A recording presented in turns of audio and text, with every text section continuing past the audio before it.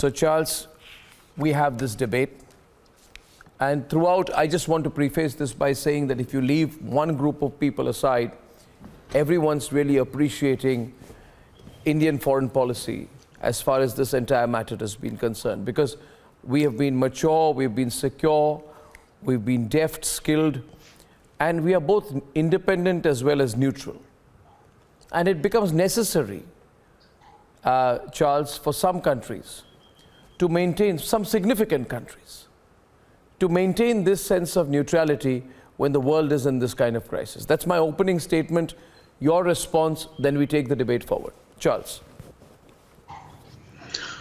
Well, you know, India is choosing sides.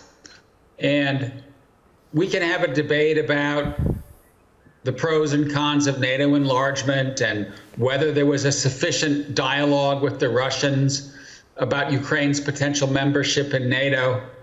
But what we're witnessing right now is a savage, brutal, inhumane Russian attack against its neighbor, right? We're witnessing children, women, civilians being pummeled. We've seen millions of Ukrainians flee the country to take refuge in neighboring countries. Where's India? You know, I get it. You want to sort of keep your ties with Russia. You want to buy oil from Russia. You don't want to take sides in what might be a new Cold War. But I have to say that in the end, countries need to make moral choices. They need to decide, are they on the wrong side of history or the right side of history? And so my question to you, Arnab, is where's India? Why don't you at least speak up and say Russia is committing grave violations of humanitarian international law and they should stop? Okay. Can I respond to you with a 7-word sentence?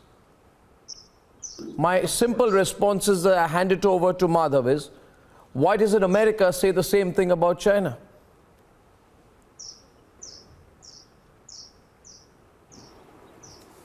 Well, Arnab, yes. You know, Charles must probably not be knowing that among the countries that are quote-unquote on the wrong side of history are Germany, Denmark, and so many other countries, and not to mention Japan. Now, I'm sure Charles will not dispute me when I say Japan has been the most steadfast ally of the United States since 1945. And you know what's happening in Japan? Japanese companies are basically telling the Japanese government, don't try and force us to stop buying oil and gas from Russia. The Sakhalin project, in which ONGC and a Japanese consortium are involved, some elements in the Japanese government who are more loyal to America than President Biden have tried to force the Japanese partner to leave that concession so that the Chinese can jump in. Well, the Japanese oil companies have said, please don't tell us what to do. We know business, you do not. The fact is, Arnab, that the United States has a history when they feel the blowback to itself is very low of making other countries bear a very heavy sacrifice in defense of ideals, defense of democracy, defense of other things. Essentially, is defending the policy of the White House at the moment. So I only want to say very frankly that till now, they used to spare Europe from that kind of sacrifice. Now they're expecting Europe, and Europe is not stepping forward. There's a symbolic gesture of Nord Stream 2.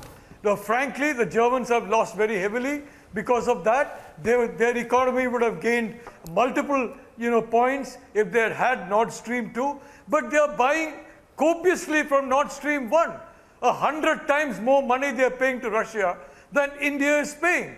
And Jen Psaki is talking about India. Why?